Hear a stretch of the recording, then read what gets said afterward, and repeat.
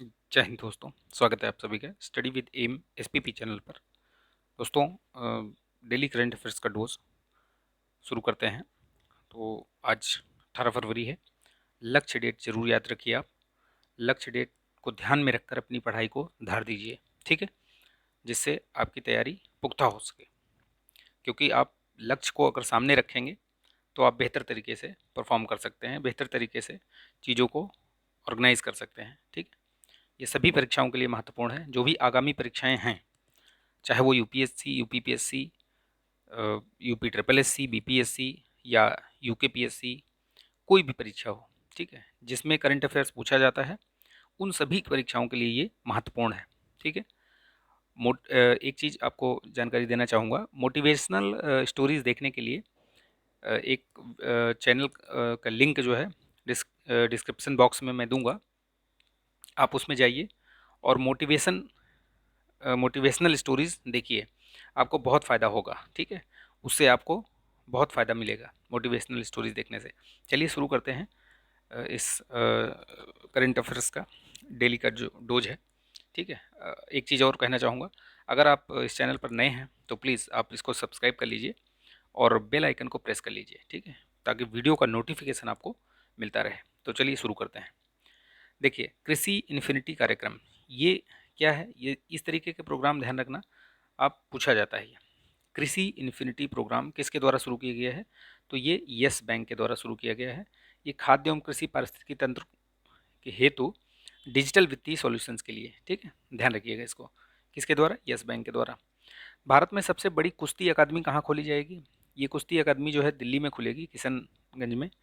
और ये किसके द्वारा खोली जा रही है? वो भारतीय रेलवे, ठीक है, वहाँ पे सभी उन्नत सुविधाओं से वो लैस होगी अकादमी। तो याद रखिएगा, भारत की पहली है सबसे बड़ी ये कुश्ती अकादमी है। तो इस वजह से ये महत्वपूर्ण है। तो ध्यान रखिएगा इसको। कहाँ पे? दिल्ली में। न्यू फ्रंटियर्स कार्यक्रम, देखिए, जो भी ये इस तरीके से कार्यक्रम आपको दिखाई दें, उनको बहुत अच्छे तरीके से ध्यान रख के याद कीजिएगा उनको, ठीक है, क्योंकि ये कहीं भी कभी भी पूछे जा सकते हैं किसी भी परीक्षा में। और आपको याद नहीं आएगा कि किसके द्वारा, ये क्या है, ये किससे संबंधित है। तो इन चीज़ों को नोट करके रखिए आप। नोट्स बनाइए, उसको रिवीजन करते रहिए। हफ्ते में एक बार पूरे उसका करंट अफेयर्स जो भी है नोट्स बनाते रहिए और उसको रिवाइज करते करिए, ताकि आप भूलें ना उन चीज़ों को। नवीन एवं नवीकरणीय ऊर्जा मंत्रालय द्वारा ये कार्यक्रम ये चलाया गया है। बेसिकली ये 16 से 18 के बीच में एक प्रोग्राम है, चलेगा, जिसमें कि नवीन नवीकरणीय ऊर्जा के बारे में ये जो है पूरा संवाद है ये, ठीक है। ये कार्यक्रम जो है न्यू फ्रंटियर्स कार्यक्रम, उसमें नवाचार से संबंधित है ये। तो आप याद रखिएगा इसको। ये इंडियाज़, इसकी थीम जरूर ध्यान रखिएगा, India's leadership in energy transition, ठीक है। तो कई बार थीम भी पूछ ली जा सकती है कि न्यू फ्रंटियर्स कार्यक्रम जो कि नवीन एवं नवीकरणीय ऊर्जा द्वारा चला गया था, उसकी थीम क्या थी? तो India's leadership in energy transition, ठीक है, ध्यान रखिएगा इसको। बाबुस्का बटालियन क्या है? ये यूक्रेन में जो एक बूढ़ी महिलाओं का एक ये संगठन है, एक दल है एक तरीके से, जो मतलब स्वेच्छा से ये लोग अभी यूक्रेन और रूस और यूक्रेन के बीच तनाव चल रहा है ना, तो उसके मद्देनज़र ये लोग, इन्होंने एक बूढ़ी जो औरतें हैं, उनका एक ग्रुप बनाया हुआ है, संगठन बनाया हुआ है, ठीक है, स्वयंसेवी संगठन टाइप। ये हर तरीके के मदद करने की कोशिश करेंगी अगर कुछ युद्ध जैसे या कुछ ऐसी स्थितियाँ परिस्थितियाँ जन्म लेती हैं तो, ठीक है। तो याद रखिएगा बाबुस्का बटालियन। तो ये, क्योंकि ये है अभी, और अभी पता नहीं कितने दिन तक ये सब ऐसे चलता रहेगा, तो ये महत्वपूर्ण इसलिए हो जाता है कि इस प्रकार से प्रश्न पूछ लेगा कि बाबुस्का बटालियन किससे संबंधित है। तो याद रखिएगा, यूक्रेन से, ठीक। अंतर्राष्ट्रीय चाइल्डहुड कैंसर दिवस कब मनाया जाता है? 15 फरवरी को, ध्यान रखिएगा इसका। अंतर्राष्ट्रीय चाइल्डहुड कैंसर दिवस 15 फरवरी को। इसकी जो थीम है वो है better survival in is achievable. और ये चाइल्डहुड उसके लिए है, बच्चों के उसमें कैंसर के लिए। आप बताइए, अंतर्राष्ट्रीय कैंसर दिवस कब मनाया जाता है? और उसकी थीम भी लिख के बताइएगा आप।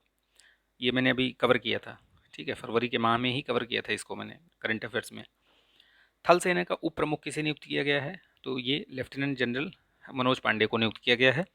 ये लेफ्टिनेंट जनरल चंडी प्रसाद हैं, वो रिटायर हुए हैं, तो उनके स्थान पे इनको नियुक्त किया गया है थल सेना के उप प्रमुख। ठीक। World neglected tropical disease day, ये WNTD, ये कब ये मनाया गया था आप बताइएगा, मैंने ये भी कवर किया है। ये कब मनाया गया था, इसकी थीम थोड़ा महत्वपूर्ण है इसलिए मैं इसको बता रहा हूँ। तो ये फ्रॉम नेग्लेक्ट टू केयर, यानी उपेक्षा से देखभाल की ओर। क्या है इसकी थीम? उपेक्षा से देखभाल की ओर, from neglect to care, world neglect tropical disease day 2022, याद रखिएगा। आप इसकी डेट बताइएगा किस डेट को मनाई जाती है, मैंने कवर किया हुआ है, अगर आप देख रहे हैं रेगुलर तो आप बता पाएंगे। सी मीन्स बिजनेस प्रोग्राम, ये किसके द्वारा चलाया गया है? तो ये फिक्की और मेटा, मेटा यानी जो फेसबुक, पहले फेसबुक ही था नाम, अभी वो मेटा कर दिया है। तो फिक्की और मेटा का ये प्रोग्राम है, ये एम्पावरिंग द ग्रेटर 50%, ये पहल शुरू किया है इसके तहत। ठीक है, सी मीन्स बिजनेस प्रोग्राम, याद रखिएगा इसको। फिक्की और मेटा, फेसबुक। विश्व सतत विकास शिखर सम्मेलन 2022, ये टेरी द्वारा आयोजित किया गया है अभी। ठीक है, इसकी थीम याद रखिएगा, towards a resilient planet ensuring a suitable and equitable future, याद रखिएगा, इसको पूछा जा सकता है। टेरी का ये इस्टेब्लिशमेंट कब हुआ था? 1974 में। इसका जो फुल फॉर्म है वो है the energy and resource institute. ठीक है, ध्यान रखिएगा इसको।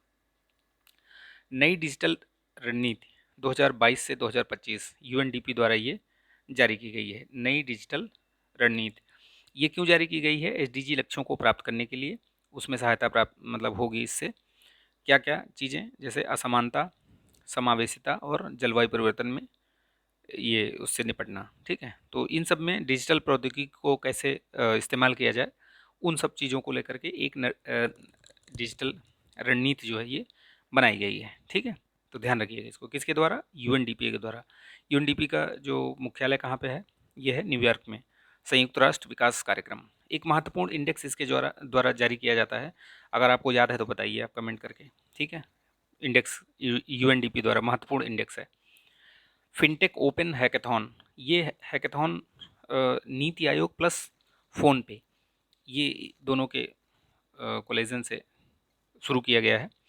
तो अब ये ओपन टू ऑल हैकेथॉन है। ठीक है, पहली बार ऐसा किया जा रहा है ओपन टू ऑल, और इसमें नवाचार और ये सब से संबंधित है। तो इसमें क्या है, जो विनर होगा उसको 1.5 लाख का कुछ पुरस्कार राशि भी दी जाएगी। ठीक है, तो याद रखिएगा, fintech open hackathon, NITI Aayog plus phone पे। जल जीवन मिशन, ये एक महत्वाकांक्षी मिशन है। अभी इसमें क्या है कि ग्रामीण परिवारों को नल से जल की सुविधा देना है। आप बताइएगा कमेंट करके। आज वैसे प्रश्न ज़्यादा हो रहे हैं, लेकिन आप अगर कमेंट करेंगे तो आप कहीं न कहीं से उसको देखेंगे, या आपको याद है तो रिवाइज़ होगा तो आपको वो पता चलेगा। ठीक है, इसलिए मैं बार बार प्रश्न पूछता हूँ। तो जल जीवन मिशन का ये लक्ष्य वर्ष बताइएगा, किस वर्ष तक पूरा करना है कि सभी ग्रामीण इलाकों में नल से जल प्रदान करना, बताइएगा आप। ठीक है, तो ये 9 करोड़ ग्रामीण परिवारों में, घरों में जो है वो नल से जल उपलब्ध हो चुका है। ये एक रिकॉर्ड है, मतलब यहाँ तक पहुँचने में। तो देखिए, ये मैंने स्टेट और यूटीज़ के नाम लिखे हैं जिनके यहाँ 100% ये अचीव हो चुका है। गोवा, हरियाणा, तेलंगाना, अंडमान निकोबार द्वीप समूह, पुदुचेरी, दादर नगर हवेली और दमन दीव।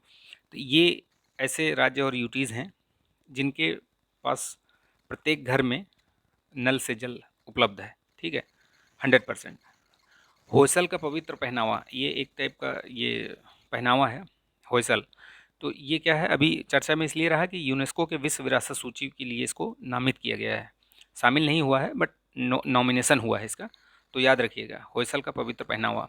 तो ये कहाँ पर, होयसल कहाँ पर है वैसे? ये कर्नाटक में है। ठीक है, आप इसको यहाँ पे होयसल, ये बहुत सारे यहाँ पे मॉन्यूमेंट्स भी हैं। ठीक है, तो कभी आपको मौका मिले तो जाइए घूमने। तो आई होप कि ये वीडियो पसंद आया होगा। इस वीडियो को यहीं समाप्त करते हैं। ठीक है, तो पसंद आया है तो प्लीज़ लाइक शेयर कर दीजिएगा, और मैंने जो प्रश्न पूछे हैं उसको कमेंट कीजिएगा आप लोग। ठीक है, तो चलिए मिलते हैं नेक्स्ट वीडियो में। तब तक के लिए आप अपना ध्यान रखिए, स्वस्थ रहिए, मस्त रहिए, बिंदास रहिए। जय हिंद।